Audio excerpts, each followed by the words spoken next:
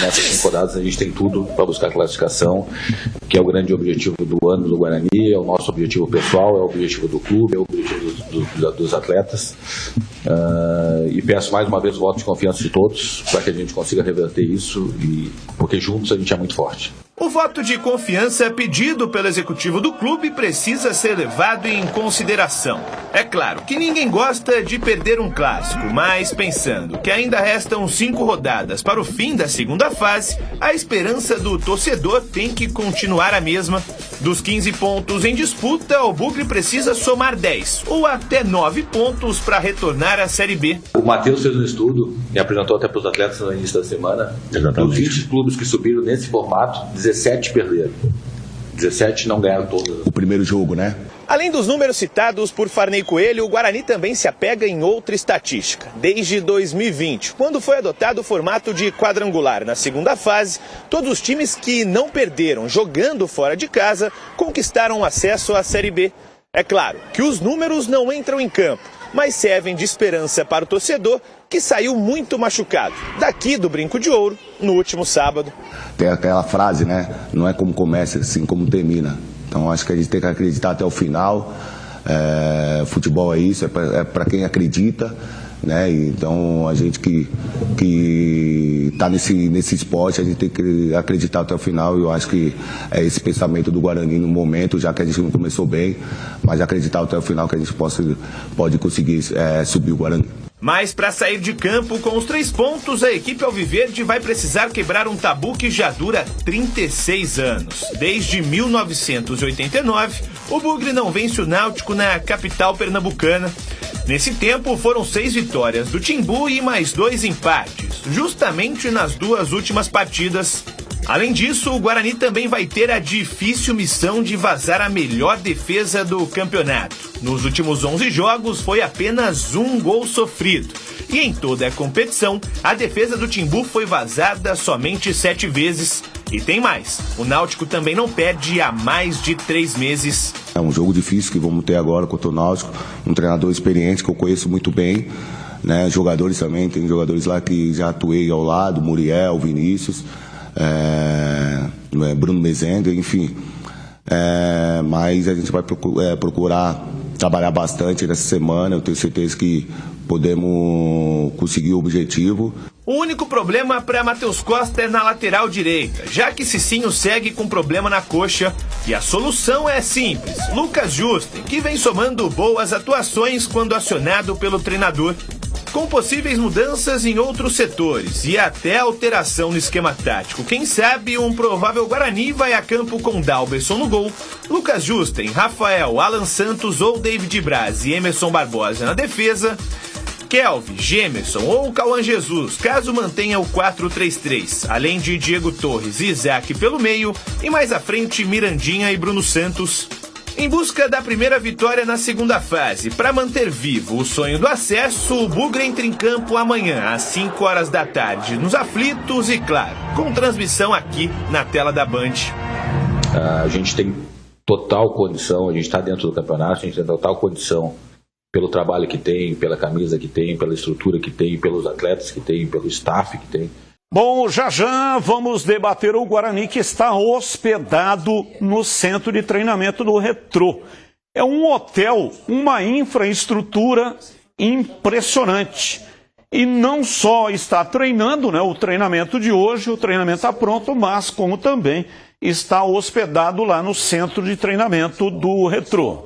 O time do Guarani tem pela frente o Náutico, ingressos praticamente esgotados, né? A expectativa é de 20 mil torcedores. O Ricardo Rocha falou isso ontem, né? Ele deu uma entrevista para o Breno Beretta e falou exatamente, ele conhece bem, pernambucano, né? Jogou no Santa Cruz, no rival do Náutico. Eu joguei no Náutico. Jogou quando? 2007. 2007? Ah, não me lembro, acho que foi 2007, 2008, mas eu joguei no Náutico. E lá, Batista... Tá na galeria lá do Náutico, a pressão lá, realmente... Falei isso agora na nossa área, né? Estávamos lá no programa, porque lá a pressão lá é gigantesca. O Gleger tá na galeria, você tem um quadro ideia, de destaque lá, como o mais frangueiro da história do Náutico.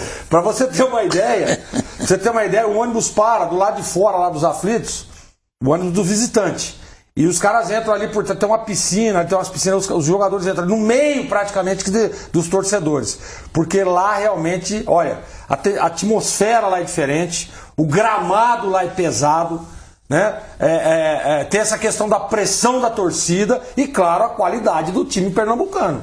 Isso aí a gente não pode também deixar de falar. Então eu acho que vai ser um páreo duro pro Guarani, hein? Páreo duro. Claro que a expectativa é de vitória, que o Guarani possa trazer a vitória. E a vitória é o que interessa, porque para mim o empate também é um resultado ruim pro Guarani, por causa da derrota na primeira rodada. Mas enfim, Tigrão, eu acho que, olha... E tem o Hélio dos Anjos também, né? Você viu aí o Hélio dos Anjos na manchete aí? Ele incendeia os caras, ele contamina, ele vai, entendeu? Não, e ele é um cara que sabe, na hora que chega na decisão, ele sabe motivar, ele sabe armar o time, principalmente jogando em casa. Então vai ser duro. Mas se tudo isso resolvesse, nenhum time do mundo venceria o Náutico nos aflitos. A Ponte ganhou lá outro dia. Então, Gol do Everton dificulta. Agora, ficar pensando nisso... Mas o momento do Náutico aí dá os 3 pontos e não joga. Não, você tem razão, mas o momento, não dá para admitir que o momento do Náutico é melhor do que o do Guarani? Mas não, isso não garante a vitória do Náutico? Não é que garante, mas eu tô falando em questão de que nós estamos vendo no campeonato. Entendeu? E a partida que o Guarani fez contra a Ponte jogando em casa. É isso que me preocupa. Entendeu? O Guarani, eu falei isso aqui, lembra quando o Farney teve aqui ou não? Que eu falei, ó, o Guarani oscilou 3 vezes na competição. Oscilou lá com o Maurício, pra baixo, foi mandado embora, trouxeram o Marcelo Fernandes. Aí começou a melhorar. Melhorou. Daqui a pouco começou a oscilar pra baixo de novo. Trocou, mas veio o Matheus, começou a oscilar pra cima. E agora, desculpa, Tigrão, mas aquele jogo de tombos e o derby, me preocupa que o Guarani tenha entrado numa oscilação negativa de novo. O Náutico, ele continua como favorito. Desde que chegou o Hélio dos Anjos, conseguiu uma arrancada, está a 13 jogos sem perder. A última derrota é essa que o Tigrão falou. Perdeu para a Ponte lá no estádio Aflitos. Aí não perdeu mais. Então, ele continua como favorito não só para o acesso, mas como para o título da competição. Agora, se o Guarani levar isso em consideração, aí ele já perdeu antes de jogar. Tem que ir lá jogar o jogo, o favoritismo, como eu gosto de dizer aqui. Eu joguei às 17, né, Batista? 17, né? Então, o Náutico é favorito até às 16h59. O Guarani tem que ir lá jogar o jogo, se entregar. Porque o Guarani também cumpriu, a exemplo do Náutico, que frequentou a zona de rebaixamento antes da chegada do Hélio, o Guarani também cumpriu uma trajetória de evolução dentro da competição. O Guarani, estávamos todos nós aqui preocupados, o seu torcedor, com o rebaixamento. De repente o time cresceu, contratou, reforçou, alinhou, encaixou e se classificou. Agora, o que o Gleger falou é uma grande realidade. As 2 últimas partidas do Guarani, pela ordem, Tombense e Ponte, são preocupantes. Eu, inclusive, ontem respondi a pergunta de um ouvinte nosso, que por uma indelicadeza ou por uma distração minha, acabei não anotando o nome, que ele perguntou para mim, pediu, né? Mandou o WhatsApp de áudio, mensagem de áudio, o Tigrão, e se jogasse com 3 zagueiros, com o David Braz, que tá bem, tá treinando bem, aí teria o Alan Santos e o Rafael, e sacrifica um atacante, mas sem deixar de atacar, libera os laterais. Eu gostei da ideia. Eu gostei, porque a defesa do Guarani foi muito mal no derby. Você tem um jogador desse porte aí, com essa experiência, líder, né, que jogou em grandes equipes, você vai tomar uma pressão gigantesca. Por que você vai sair pro confronto aberto? Faz assim? todo sentido.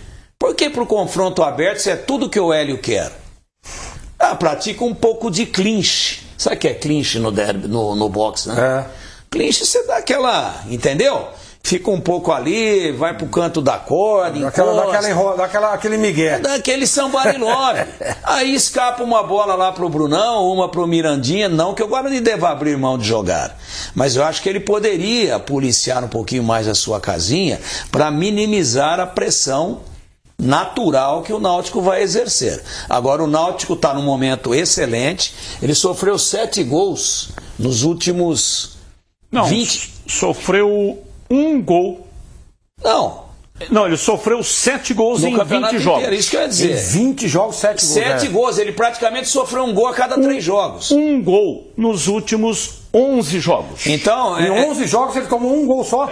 Tá difícil perfurar o Náutico, mas futebol... Fora que a bola rola, né, Tigrão? Futebol é um negócio diferente, por isso que é imponderável, por isso que no futebol, entre os esportes coletivos, é aquele onde a lógica menos prevalece. Quer um exemplo?